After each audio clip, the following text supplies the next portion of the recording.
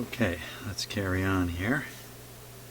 Turns out I got a little more time before I got to deal with breakfast, so we'll start putting on the new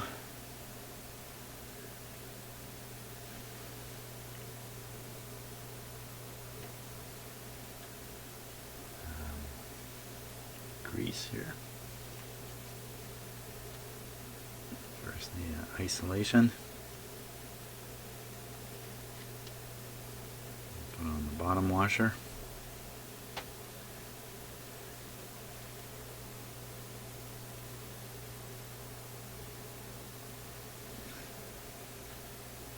Put new grease in here.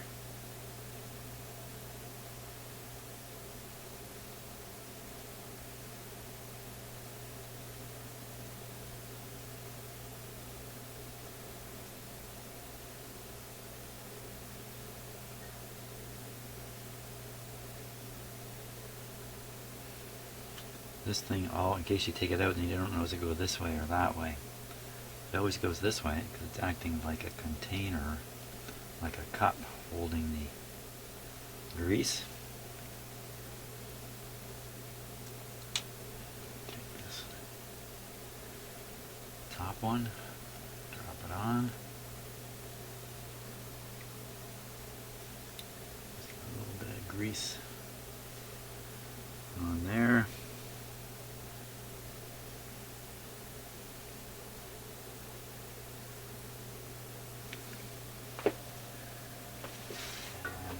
To add a little bit of oil to the deal. Not a lot.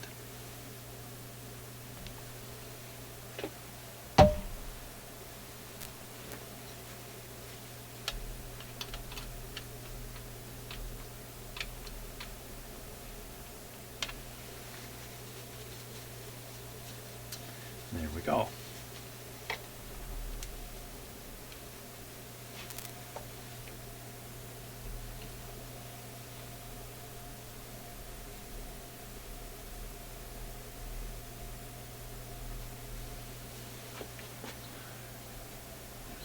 Wipe off the remnants of the old.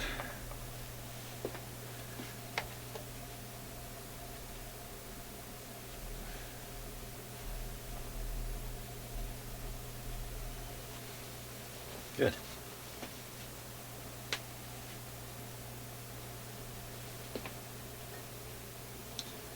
Now, can't go any further on the top here until I've got the just check it. Yeah. Velocity trigger.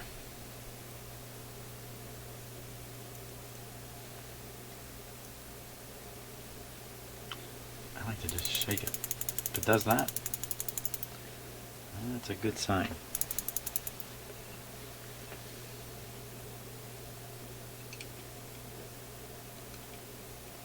Drop it back in place.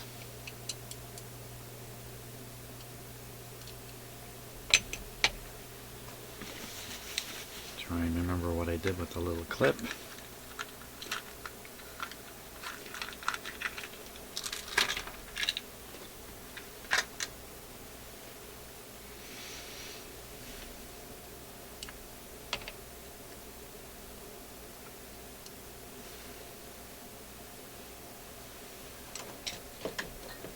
This is always a critical moment because if you don't do this exactly right,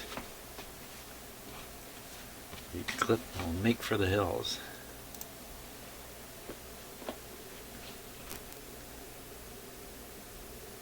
To line everything up just perfect.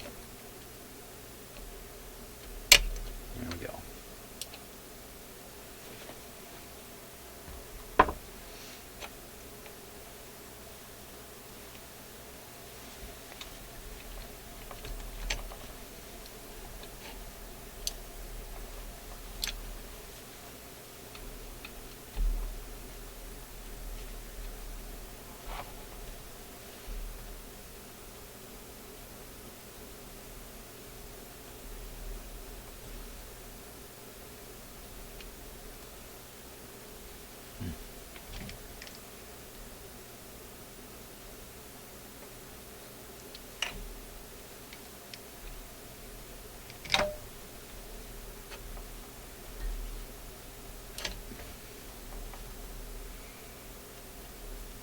this shaft has grooves in it.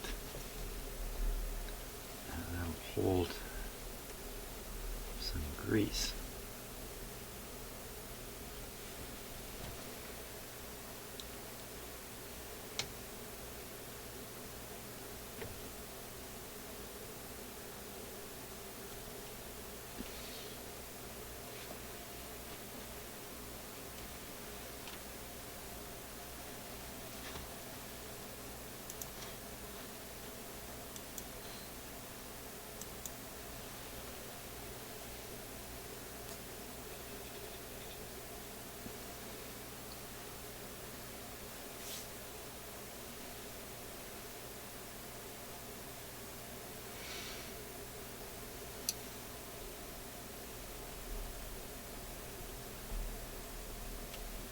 Make sure the roller is loosened up. Put a little more alcohol on it here.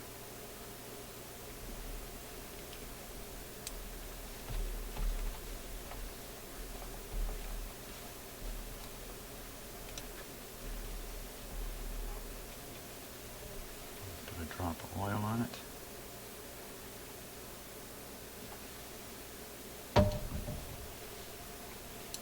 To put grease in the trackway. I don't know why that camera looks a little funny. It's a little stuttery. To me, anyway, on my screen. I'm not necessarily seeing what's actually being recorded. I look up at my monitor here.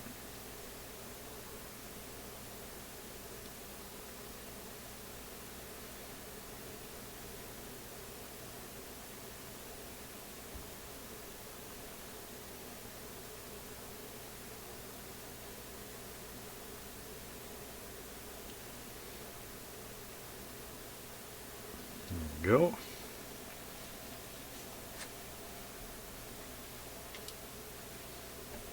Just going to put a drop of oil in there, maybe two.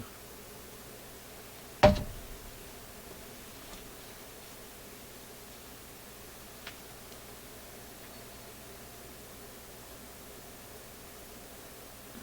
this can be a little tricky to get on.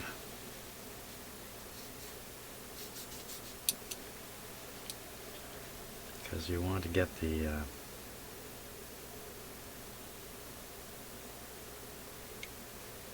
the lighting's terrible. Let me switch back to the other camera here. Oh, I know what's going on. I know what's going on. That's a little better.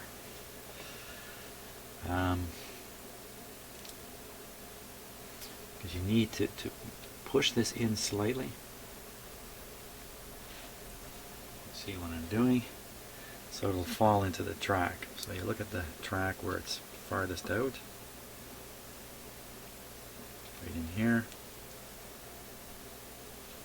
That's where you want to try to put this on.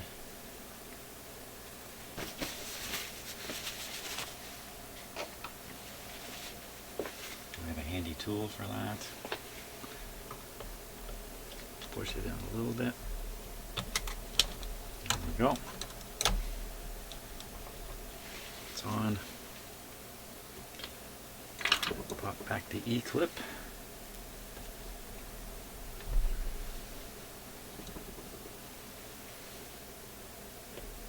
Taking your time with this so you don't lose it. There we go.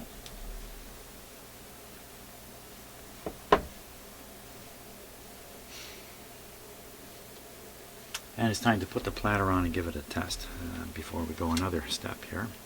Oh, platters need a little cleanup.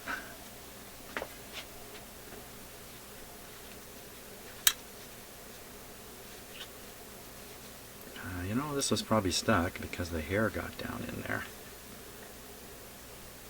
Wedged it up. And combined with the thick.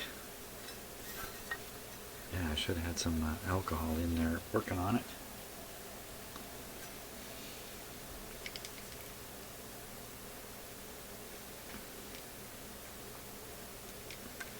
There's kind of like an upper bearing surface and a lower bearing surface on this. it's not a continuous bearing through that whole thickness. Just kind of like a ring at the top and bottom. That's the only part you got to really worry about.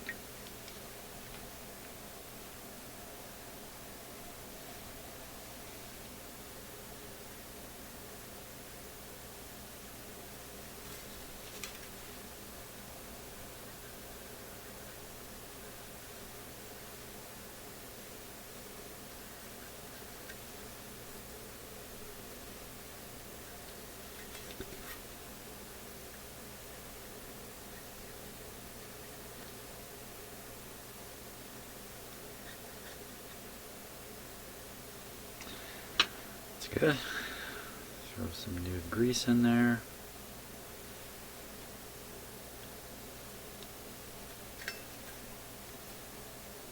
Now this one, you put this on the intermediate wheel here. It has the same problem. It's usually sitting. Well, this one is actually off a little bit off the wall. Sometimes you have a hard time getting these on. Nope, not with this one. Oh, that mechanism just engaged. Put a little drop of oil down there.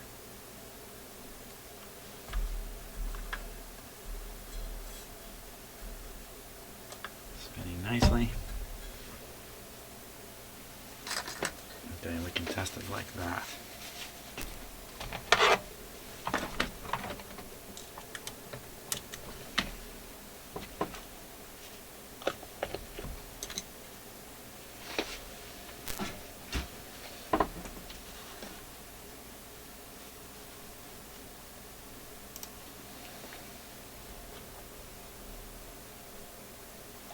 Set to 45. Switch on power. Here we go. Oh, the mechanism's trying to go. See, this time there's no delay. See if it picks up at the end here. Beautiful. You can see that this is not dragging at all now. Okay, it's trying to play a game because the arm is over. We drop the arm down, it thinks there's no more records to play. Oh, small delay.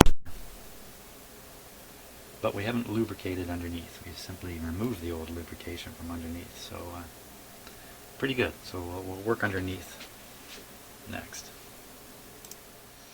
Okay, so next step now is to complete the lubrication of the bottom of the mechanism.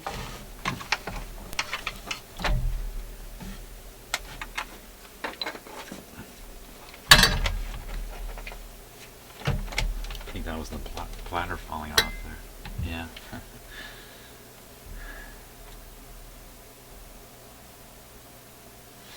This piece, I suspect, is supposed to be sticky.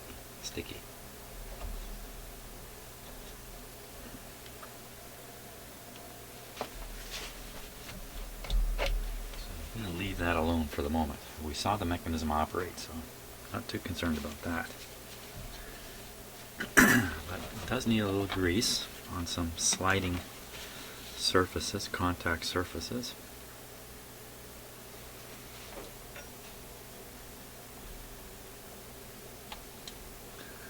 Like that one. Here, let's see if I can get a little bit of a better view of this. Exciting stuff here.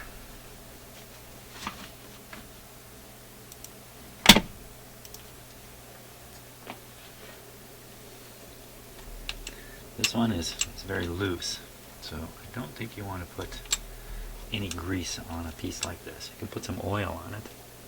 And I'm also imitating where the manufacturer put grease. There's still remnants of it here and there, even though I cleaned it up.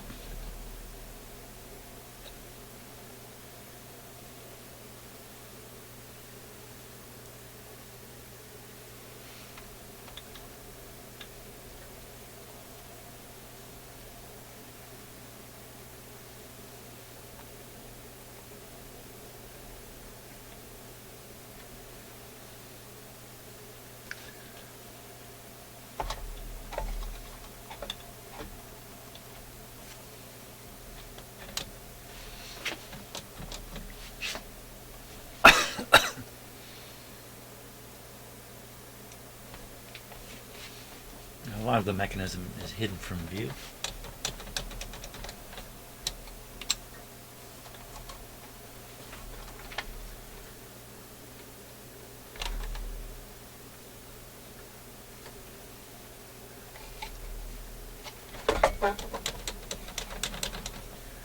Now you just kind of do your best there.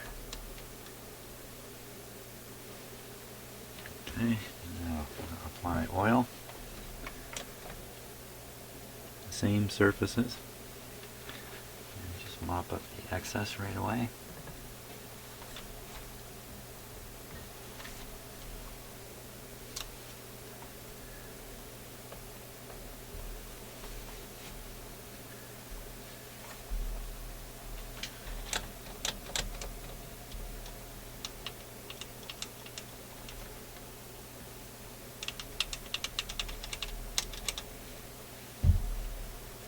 As I mentioned before, I'm using synthetic oil. Actually, you want to look for a 3-in-1 oil, like this stuff here.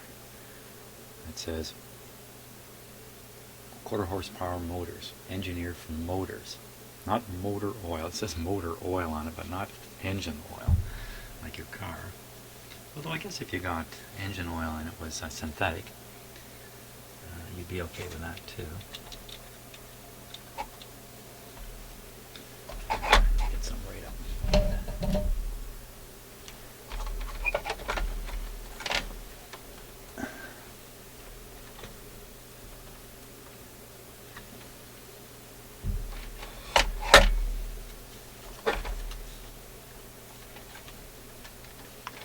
Now the motor itself has bearings. The lower bearing is very important. This guy was running pretty good. The bearings are normally permanently lubricated. So what I'm going to do here, I can get a look at the motor under these wires here. There. I'm just going to rotate it with my tool here. Now it may be engaged in something, plus the rotor's in the wrong position. The rotor is fallen up because I have this upside down. It's not a very fair test.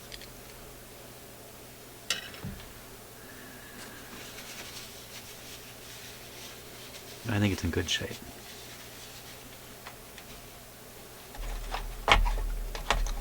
That's about all there is to it.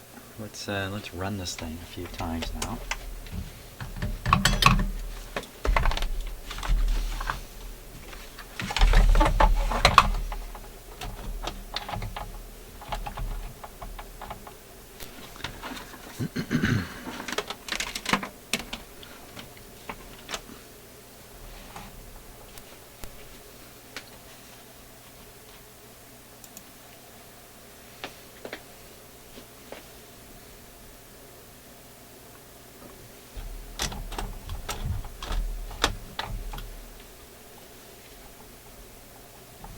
This was difficult to move.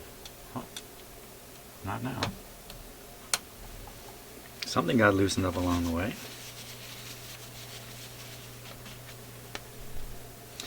You could probably leave this glued on, pop this ring out, and then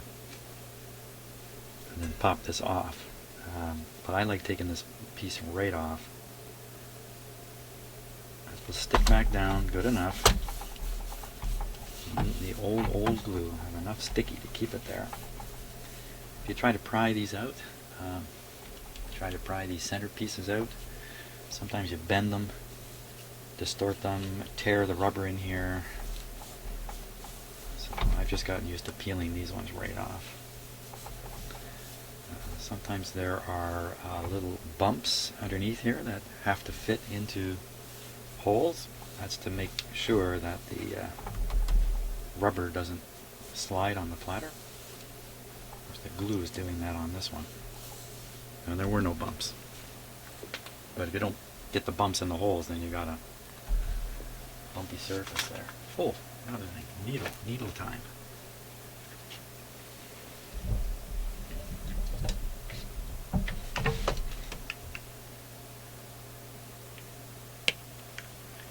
Time for a new needle.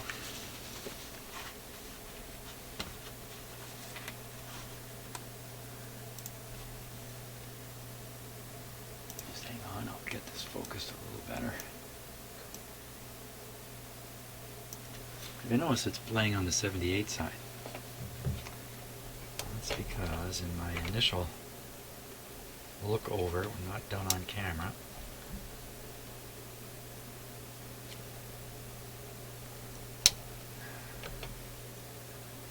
I discovered, I don't think you can see this necessarily, the 33 needles actually broken off the end.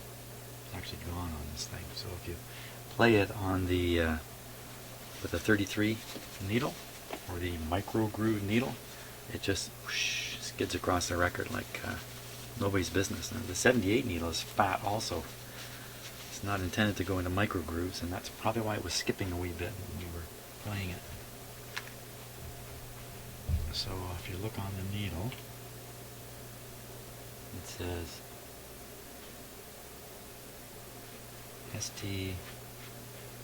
ST90. Ooh. But it's identical to this. Oh, there it says ST9 on it. And this is an ST8, 9, or 10. Brand new.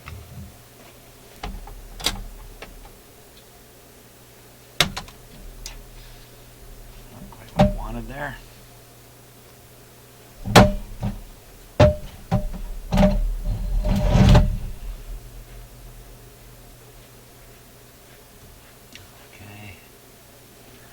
Let's just focus that a little bit and get a good look at the condition of the cartridge here. There we are. Just a little bit dirty.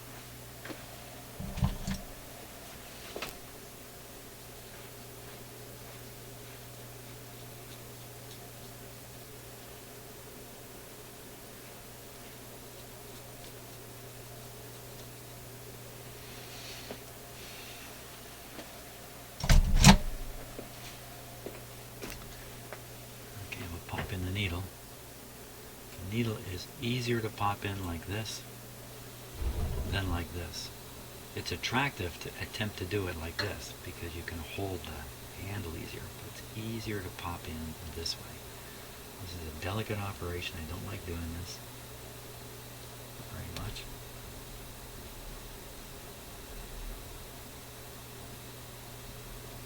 Come on.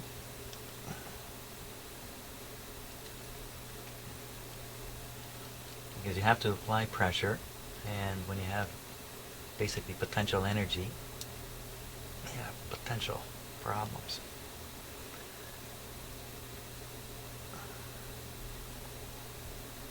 I don't quite want to go in. Mostly because I'm scared. It's very, very delicate cantilever here. You're getting a close-up look at the disaster I'm trying to avoid here. There we go. There we go. So when you go to do this, take your time. There we go. I think we're ready to hear the Beastie Boys screaming loud and clear here.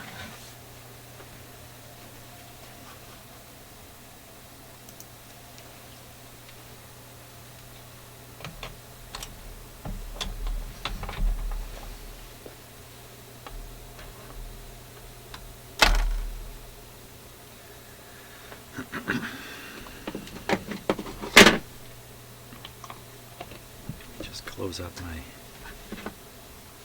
grease and stuff before something bad happens, like I get grease on my mirror. Don't want that to happen.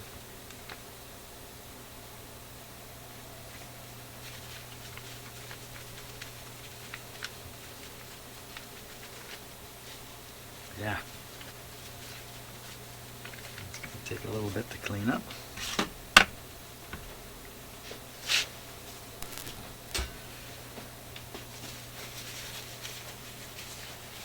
Nice clean machine. It's really nice. Okay, I think we're all set.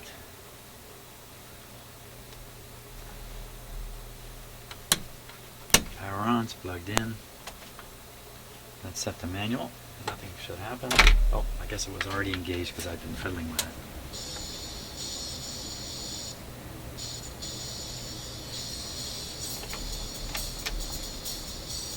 Oh, speaker's not plugged in. Hold on.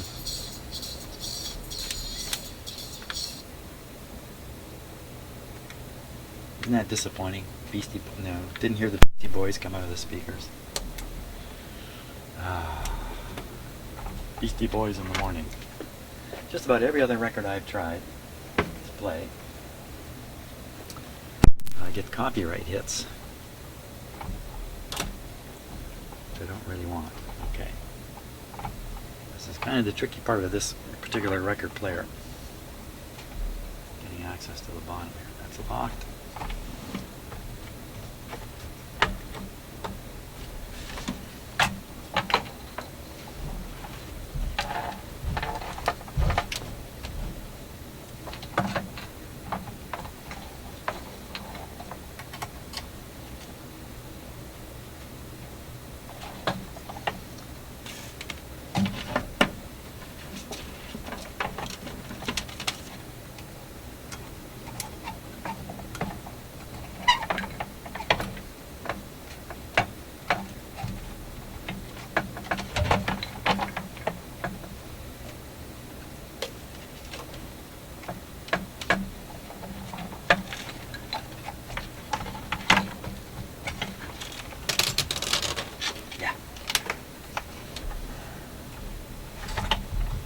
Oh boy, got my hand under there with the power on.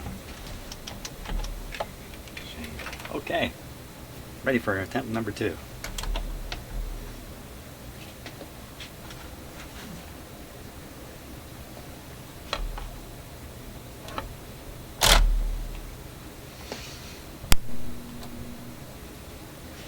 A little bit of a hum there right at the beginning when it's charging up its filter capacitors.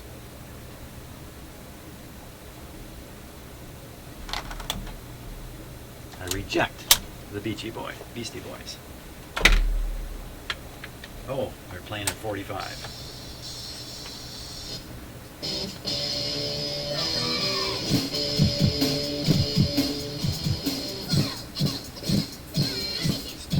It's jumping.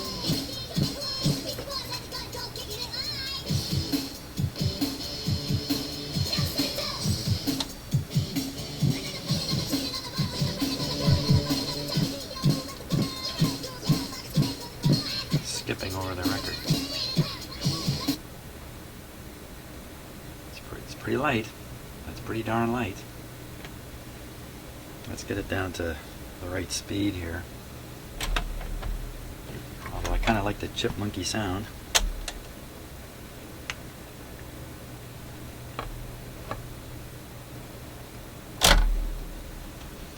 Could be I'm not level too. That can have a big bearing on things. If the needle is, if this is light,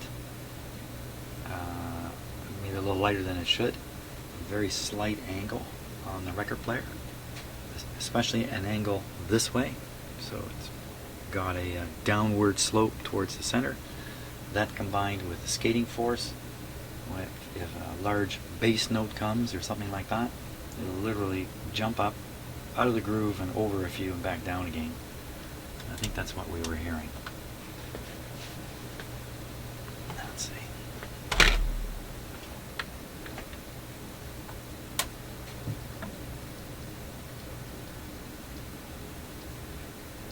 No sleep till.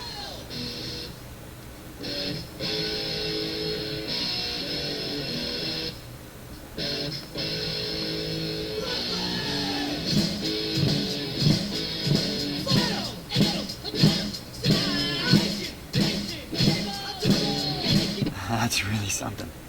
That's a great test. Let's get a close-up look at that and see if we can actually see the thing jumping off the record. I think that'd be fun. I'm not sure if we can really see that, but it's definitely jumping. Now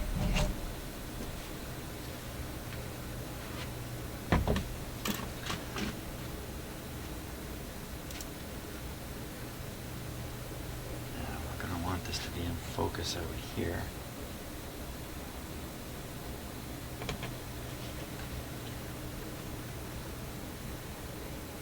adjust the focus here.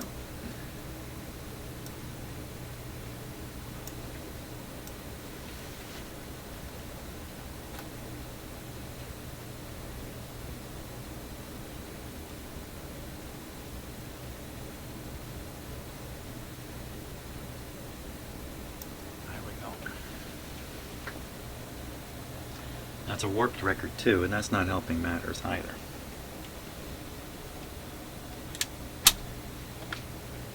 Oh, it's not going to play.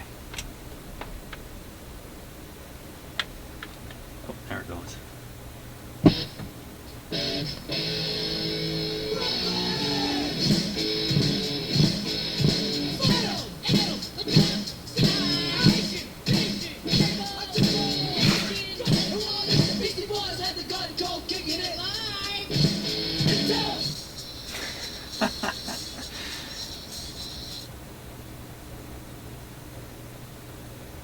Just make sure it'll finish off properly.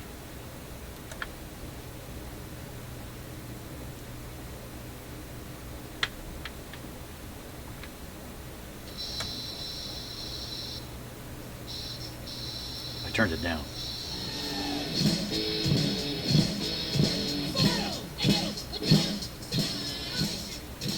Okay, so here's what I do about this.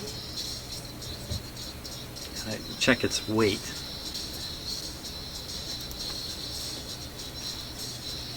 Take a screwdriver like this, a fair bit of weight in it, put it back here, holding it out here. Gotta turn the volume up. Start it over here. Put a little weight on it just by leaving it back there.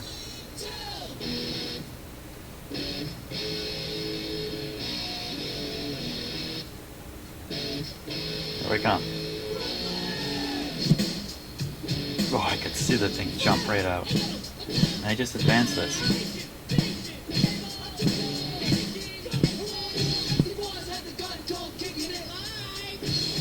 Okay, let's put it back in that area there. Putting a lot more weight on it now.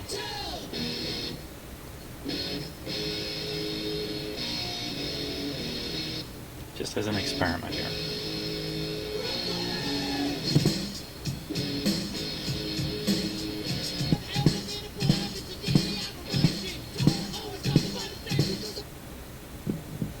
I hate to play this over and over. I hate to play this. Let's put a lot of weight on it now.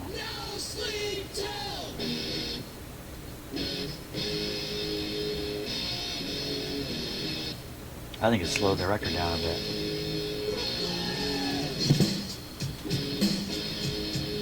It's better.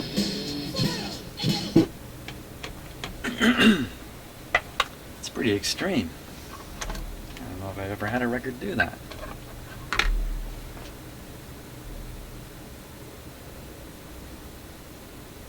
Doesn't feel right.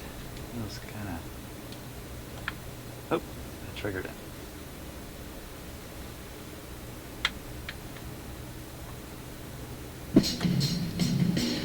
See it jump towards the inside?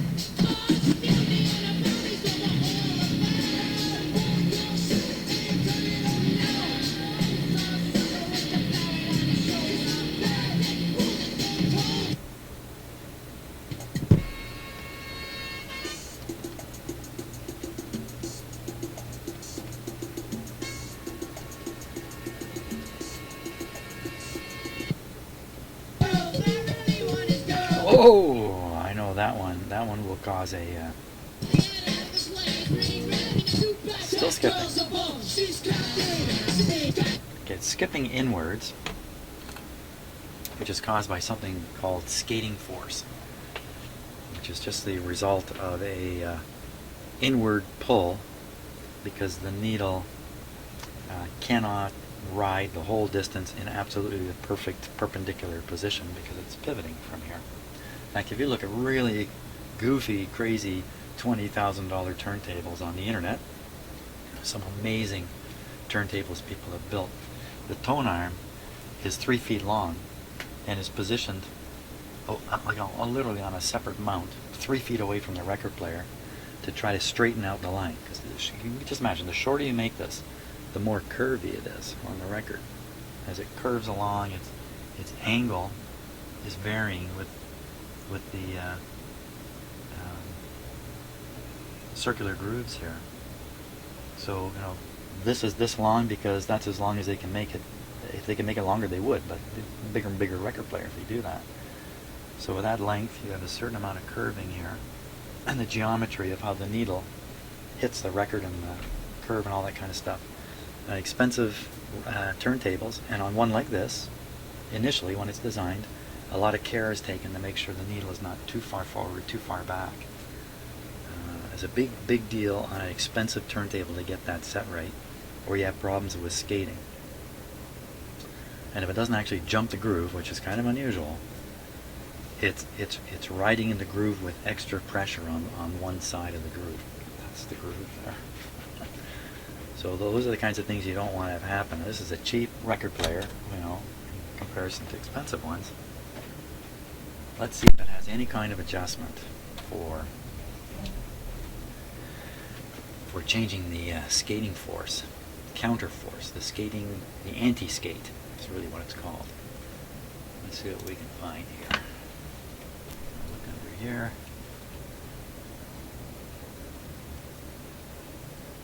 And it's very unlikely. Oh, that's pretty loose in there, isn't it? Pretty loose. That might be part of the problem here. So you can see the spring there, which is what is providing the weight, if you like. And you can see this adjustment here, which adjusts how far the needle swings over and sets down. So if it's missing your record or setting too far in, this is the guy you can adjust. So that spring right there, usually there's numerous mounting points, so you can adjust the weight, but this one, there's no adjustment. So the engineers and designers felt that there'd be no need for adjustment. Adjustment can come because you've changed the cartridge. You put another cartridge in, the cartridge weighs different than the original cartridge, and then the tracking force, the weight on the needle is wrong, so you need to adjust it. You can still adjust this. You can take that spring off, you can cut it shorter, put it back on. That'll lift it, that'll lighten it up. Or you can actually take it off, you can bend these end parts out a little further, reduce the spring tension, and provide more weight. Now what's down here? Now there's a spring down here. It's hard to see, isn't it? It's kind of hidden. There it is. My hand away. You can kind of see it down there. Now that spring is holding this arm down.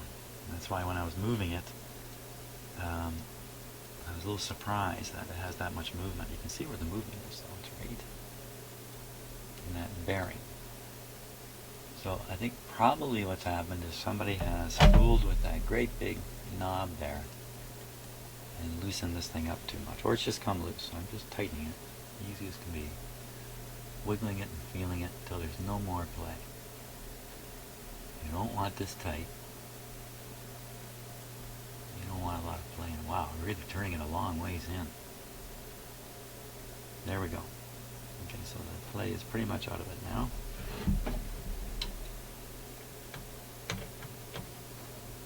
Let's see if that made a difference. I'm curious now.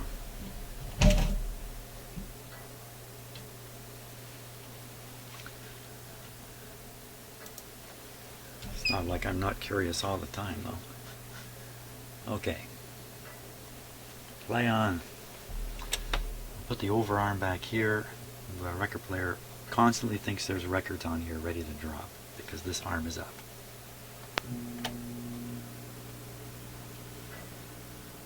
And we just picked up a buzz. What do we got in here? Where did that come from?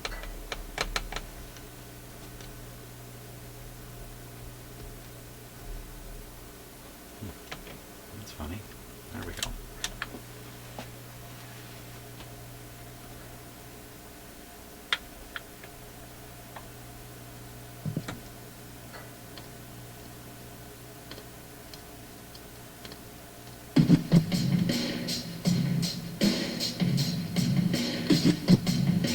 jumping still.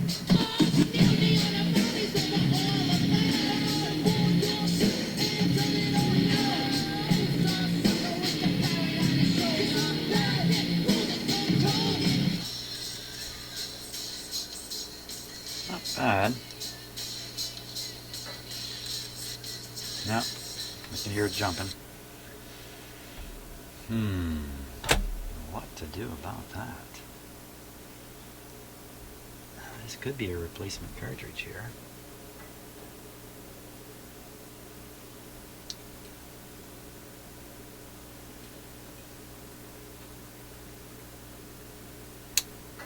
I don't by some chance have the 78 needle going, do I? Let's just check that. No, now it's really jumping.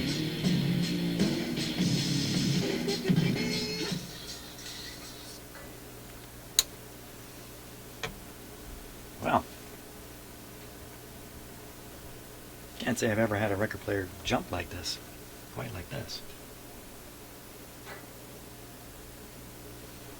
See if I can get rid of that hum that's showing up. I'm just going to loosen and tighten this screw here.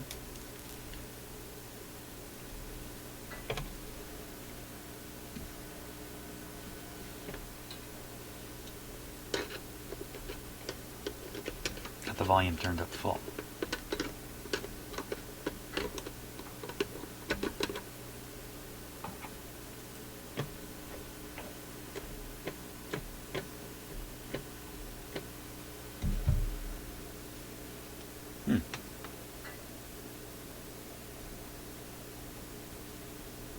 It's definitely a grounding kind of thing. Let me plug the turntable into a regular outlet here.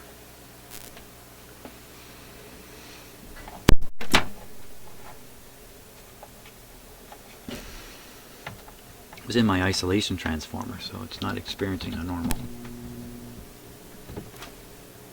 I don't know if you can hear it. I hear a buzz out of here. Let me turn this around.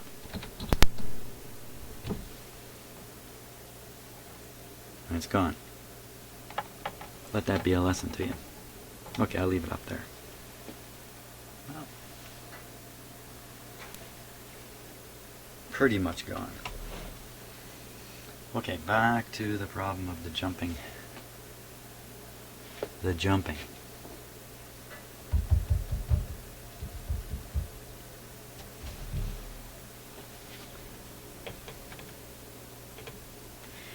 Perhaps when it gets down to this height, it's hitting a limiter. No. Sometimes the weight changes dramatically as you drop this down because of the spring being pulled. Nope.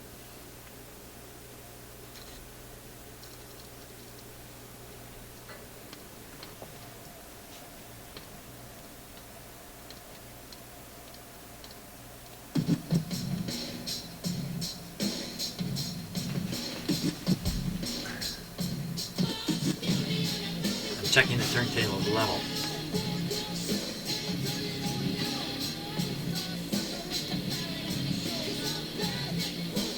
You know what? I think it's way off level here.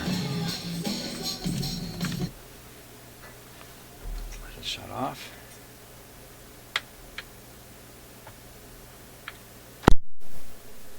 I think it's just I've got it on tipped on an angle here on my bench. So,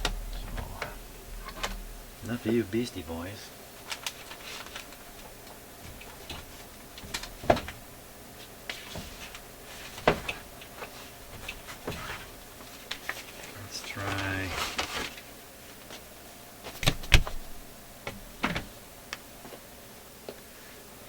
I think I get copyright hits for that, for this one.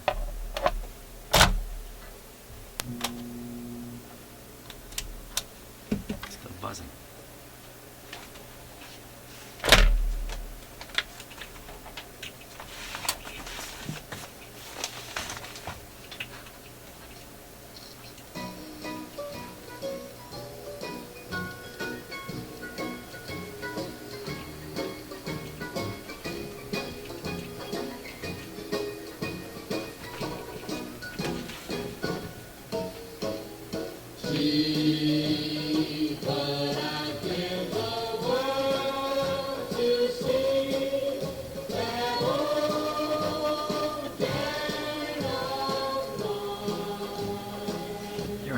distortion in there.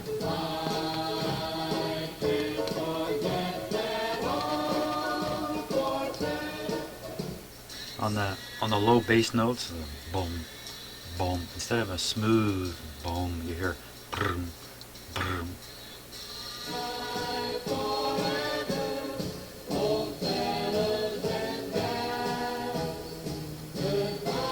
There. Plus the louder voices in that, you can hear kind of a, I don't know what to describe it as.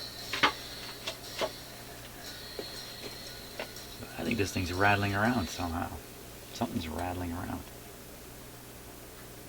And it could be it needs a new cartridge.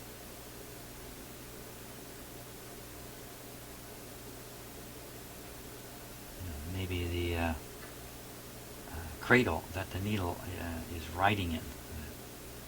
The cantilever rides in a little cradle. That cradle can be stiffened up. The needle can be rattling back and forth in the cradle. Let's get a real close look at that because I can't see it here with just my ordinary eyes. Hey, check this out. I had a camera failure. Well, that's not my hands. That's frozen there. Let's see if I can bring it back to life. Yep. I wonder why that happened. Okay. Now, so we're looking, it's a perfect shot. We're looking right in where we want to look.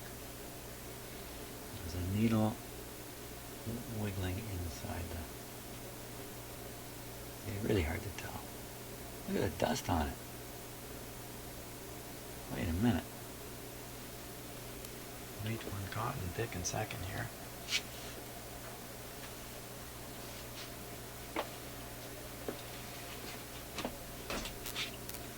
This is a Mr. Clean eraser.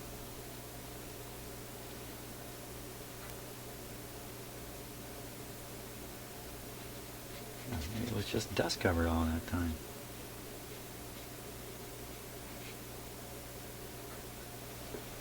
That looks nice and clean. Let's try it again.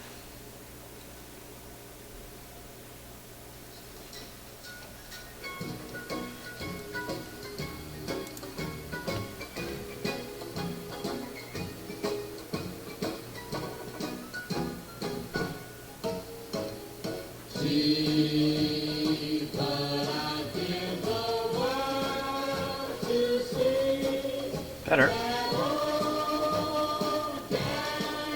I can still hear stuff. The old gang of mine. Let's go down on the inside.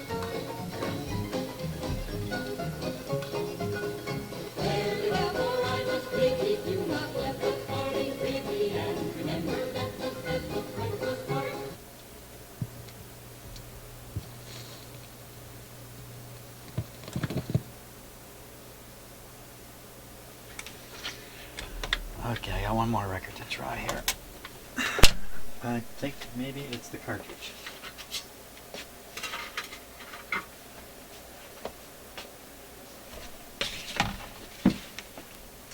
Gotta be careful with this one, it's got a big chunk out of it. But this is actually a sound test record. It's really badly damaged all over the place. So I have to be very careful with it. But it has some interesting stuff on it. Tracking pressure and bias, rumble, reference tone. So it has some areas on the record where there's no groove. Drop the needle in it, and if your anti-skate is right, it just kind of stays there. If it's not, it drifts off to one side or the other. But I dare not let it run over this broken spot, or it'll eat the needle. So in order to prevent that, I'm going to set this to 10 inch. That'll throw the needle into the middle. I won't accidentally drop it here when I'm not paying enough attention. Let's see what we get. Just gonna make sure. Yep. Yeah, see that? Wow, like it won't even stay in the groove.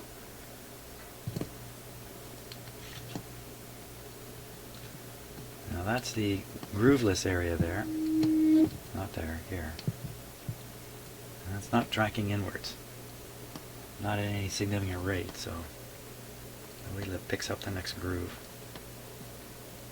It's not gonna, I'll help it.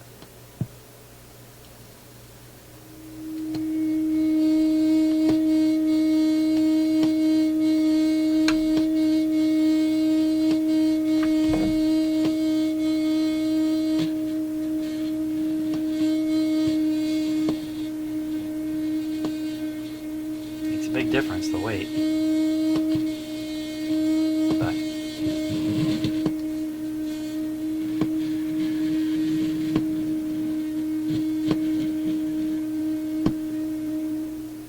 wow, the whole thing is vibrating like crazy.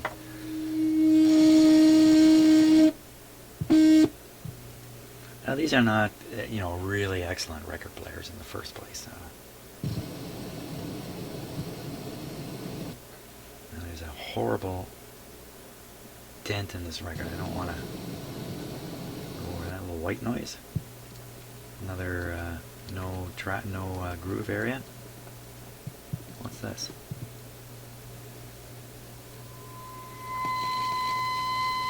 Yeah, terrible distortion, eh? So I'm going to attribute that to bad cartridge. That the flexible parts in the cartridge aren't flexing properly anymore. And maybe things have shrunken a little bit, so there's some gaps and there's rattling in there now. That's what you're hearing, is all this rattling in there. Otherwise, this record player is working just fine. And I don't have a cartridge here.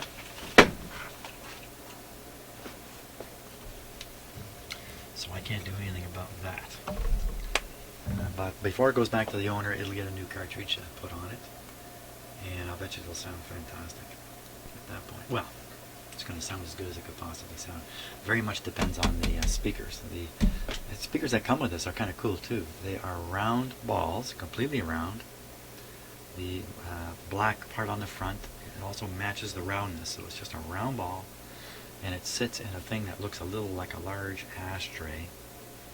Just a ring, and you just sit the ball in it, and you just rotate the ball the way you want. I don't have them here with me to aim them a little bit how you want. But very simple, but yet very flexible, and they sound pretty good when they work. So there you go. That's the end of the Apollo. Hey, let me put the top back on it again so we can... Well, I got to put the bottom on it. Okay, I'll put the bottom and the top back on it. We'll take one last look at it. Okay, and before you leave me a comment and ask me, I did put the clip back on here off camera while I was putting it back together. And let's just put this really cool dome on there again. That is really, really cool. So, that's the Electrohome Apollo. I think there's lots of these floating around still. And thinking a little more about the problem of it jumping tracks on the record. And the more I think about that, the more I convince myself that the cartridge is stiff inside. So as the needle wiggles in the groove, well, it can't. It can't wiggle in the groove. There's a cradle that comes down, and it's supposed to be doing this. And the cradle transmits the sound up into the actual crystal that's producing the voltage. If this is stiff, then what happens is instead of this swinging like this, it starts moving the whole cartridge. And now you're starting to create or get involved with the momentum of the entire tone arm and cartridge, and it throws itself out of the groove. And I think that's really the issue. And part of that, and this is kind of something new for me, is touching the tone arm and feeling the degree of vibration in the tone arm. There's no reason for the tone arm to be vibrating. If you want the vibration to be driven just through the cartridge to the crystal, you want the tone arm to be sitting there nice and without any vibration and the like. So I think that really convinces me that the cartridge is just too old and stiffened up and needs to be replaced. If you want to get rid of all that crappy sound, which is worth it on something like this. Cartridge is not expensive, easily available and not expensive. So there we go. I'm not going to play it again. I think we heard enough of it. So thanks for watching, and you know what? It's time to go back to the Viking fading FM receiver. Huh.